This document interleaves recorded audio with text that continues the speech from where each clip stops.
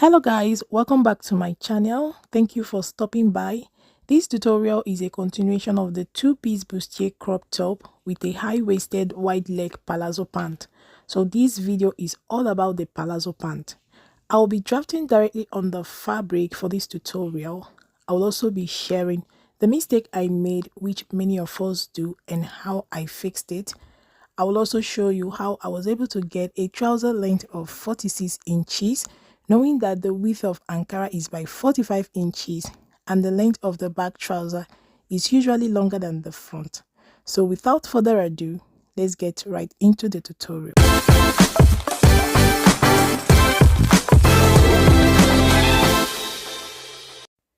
My fabric is folded into two and I've marked out all important points. The width of my waistband is 3 inches, so I've placed that 3 inches on the start line and I went down 10 inches for the hip level, 12 inches for the crotch depth, 27 inches for the knee level. The full length of the trouser is 46 inches, then 1 inch for the hemming allowance. On the hip line, I will place 1/4 of my hip measurement, in my case is 11 inches, plus extra 1 inch, which will serve as the seam allowance on the side seam of my trouser. I will place the same measurement on the waistline and connect these 2 points with a straight line. This new line will serve as my center front line.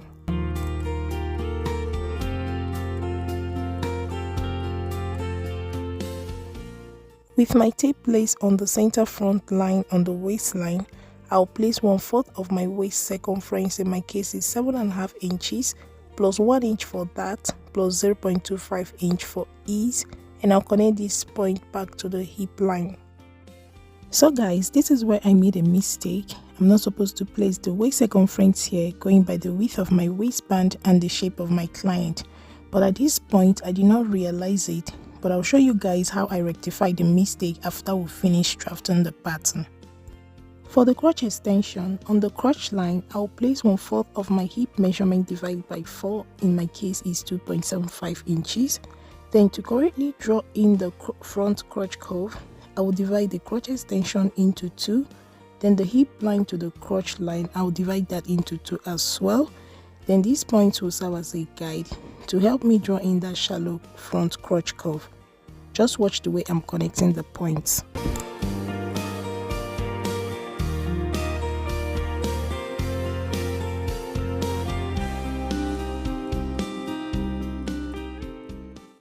With these points now, I will draw in the front crotch curve.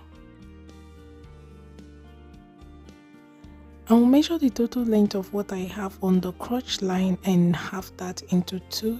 Here I have 14 inches and half of that is 7. I will make a point there. Then I'm going to extend the 1 inch seam allowance on my side seam all the way to the hem of the trouser so that we don't get confused.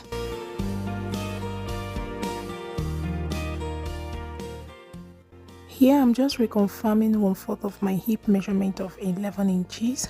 So I'm going to take that 7 inches all the way down to the hem of the trouser and connect with a straight line. This line becomes the green line of the trouser, and on this line we will center the remaining of the measurement. My knee circumference is 28 inches and half of that is 14. I will center this measurement on the green line and mark 7 inches on both sides of the line, and I'll place the same measurement on the hem of the pant and draw in the inseam of my trouser. To mark the front dart, on my bust band line, I have placed 3 inches the width of my waistband on the waistline, and I'll go down 5.5 inches for the front dart leg and make a point. On this line, I'll take 1/2 inch on both sides of the line and draw in my dart legs. So guys, this is another mistake. This 1 inch dart is meant to be taken on the waistline of the trouser and then narrowed down to the 5.5 inches dart length. I'll show you guys how I corrected this once we are done drafting the pattern. On the center front of the trouser, with the 3 inches width of the waistband on the waistline, I'll go down 8 inches for the length of my zipper fly. Then the width of my zipper fly is 1.25 inches, and I'll draw in the shape of my zipper fly. For the shape of my pocket, on the waistline I came in by 1.5 inches and I went down by 4 inches and connected these 2 points with a straight line.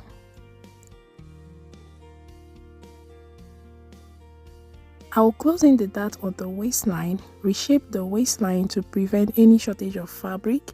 I'll go ahead and cut out the pattern and make necessary notches.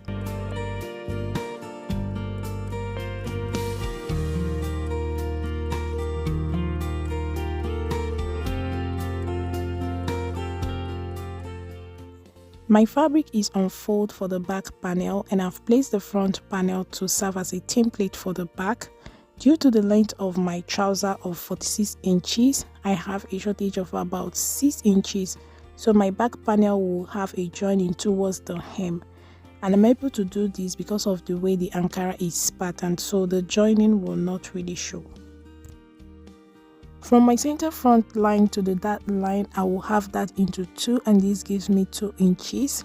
I will square up that 2 inches point, and on this line I will place the front crotch extension of 2.75 inches and make a point there. With my tape on that 2.75 inch line, I will tilt my tape till it touches the original waistline of the front, and I will place 1/4 of my waist measurement plus 1 inch dart plus 0.25 inch for ease. I'll connect these 2 points with a straight line. Then on the hip line, knee line and the hem of the trouser, I'm going to come out by 1 inch and draw in the side seam of my back panel.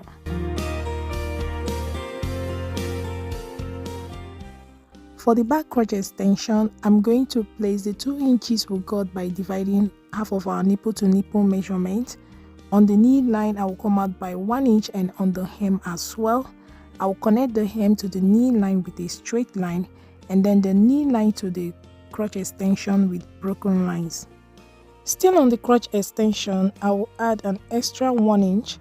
This 1 inch is standard for all pant size, and to connect this point to the inseam, I will measure the inseam of the front panel between the crotch and the knee level, and this measured 15 inches. I will minus 0.25 inch from this measurement. It leaves me with 14.75 inches. The reason is because the back inseam is slightly cut on a bias, so it stretches. I will divide this 14.75 inch by 3 or by 4. By 4 I got 3.68. With my tape on the knee level, I will place the first 3.6, then I will tilt my tape till it touches the 1 inch line, and I will make a point there. With my French curve, I will draw in the inseam. If you measure the distance between this point and the original crotch line, it's usually 0.5 inch. At the point where the center front line touches the crotch line, I will go out by 2 inches at a 45-degree angle and mark that. This point will serve as a guide to help me draw in the back crotch curve and the back center line.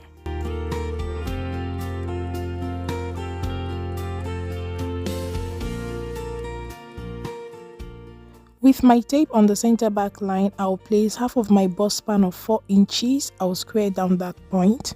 On this line, I will take ½ inch on both sides of the line for my dart intake. Then I will place the 3 inches waistband on the waistline, and I'll go down 6.5 inches for the length of my back dart, and I'll draw in the dart legs.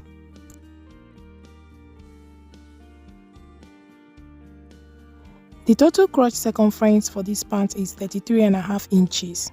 Now we will measure the total crotch circumference on our pattern to see if it corresponds with what we are working with. I'll place the 3 inches width of the front waistband at the end of the crotch extension and measure. The total front crotch measured 13.75 inches.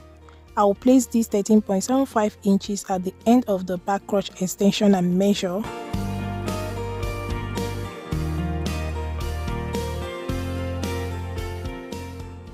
And here I have 30.5 inches. plus the 3 inches back waistband, and this total to 33.5 inches. So we are in order. I will go ahead and cut out my pattern. Do not forget to close in your darts before cutting to prevent shortage of fabric.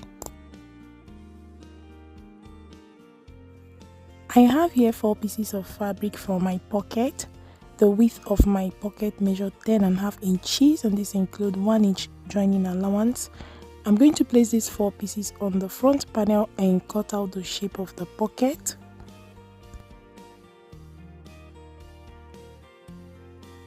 Then I'll remove 2 pieces of the fabric that will serve as the facing.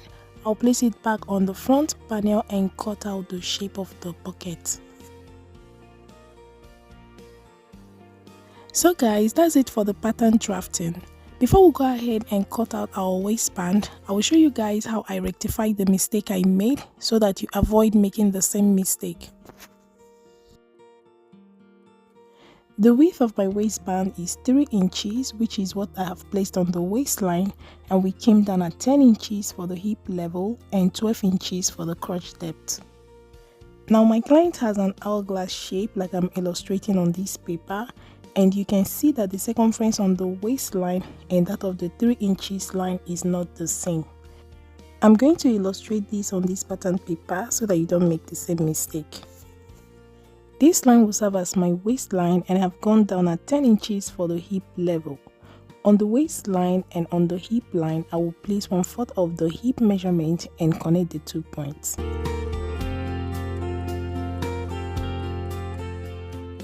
On the waistline from the center front, I will place 1/4 of the waist circumference plus 1 inch dart plus 0.25 inch for ease. I'll go ahead and draw in our dart legs. Our front dart measured 5.5 inches.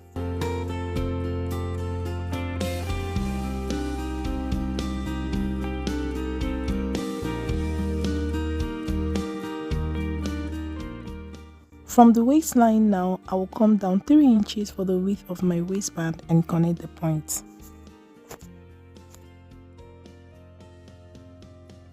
I will measure the circumference on the 3 inches line. Whatever we get is what we'll place on the waistline of our pattern.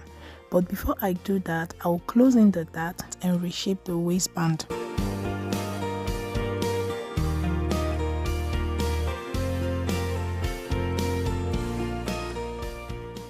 So on the 3 inches line on our pattern paper measured 9.5 inches with the dart closed, while the pattern on our fabric measured 9.5 inches as well, but this include the 1 inch dart, the 1/2 inch for the joining allowance, and 0.25 inch for ease. This totaled to 1.75 inches. If we deduct this from the 9.5 inches, we are left with 7.75 inches. So we are running short of 1.75 inches, which is quite much to be overlooked. I'll measure the dart width on the pattern on the 3 inches line. Here I have 1/2 inch, while on the pattern on the fabric we marked 1 inch.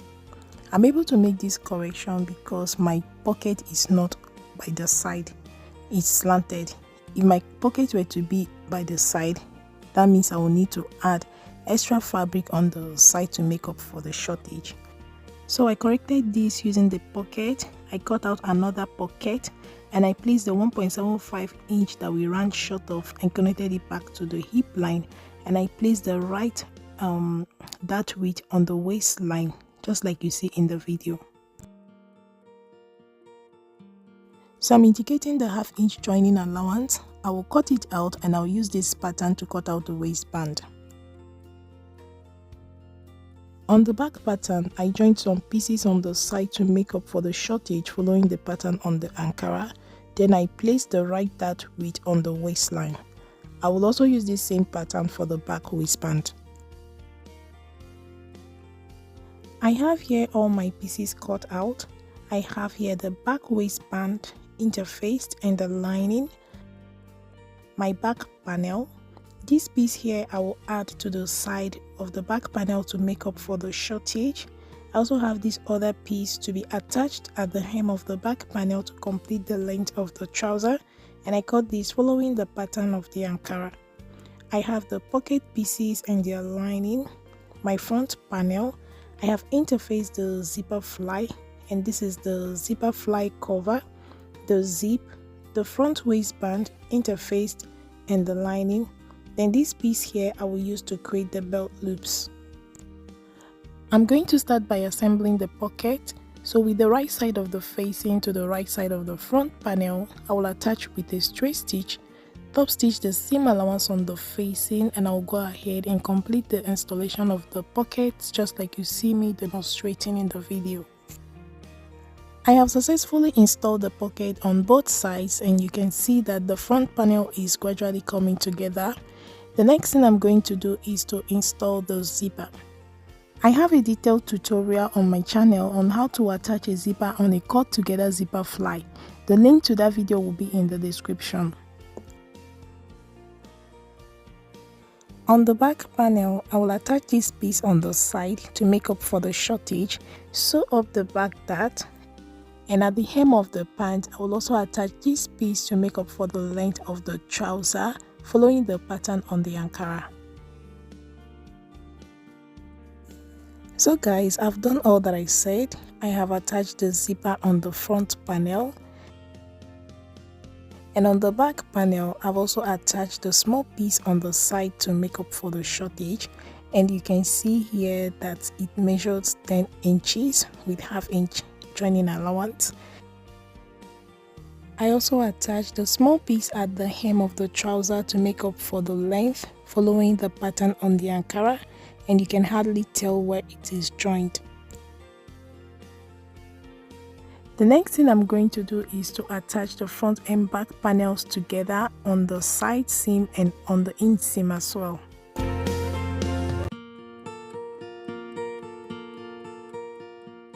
So guys, I've done that and I've overlocked all raw edges. The next thing I'm going to do is to stitch close the crotch area.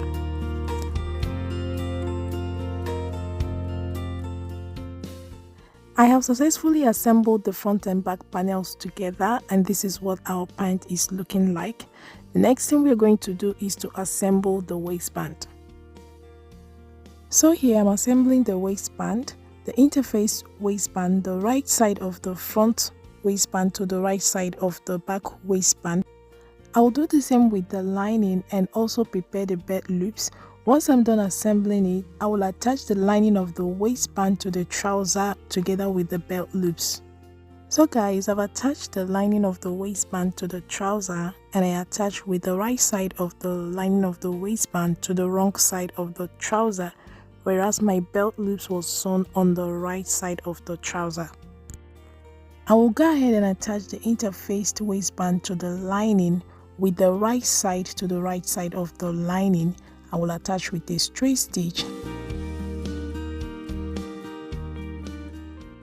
top stitch the seam allowance on the lining, finish off the waistband and hem the hem of the trouser. I have attached the waistband and I've pinned it in place to be top stitched on the right side, after which I will top stitch my belt loops.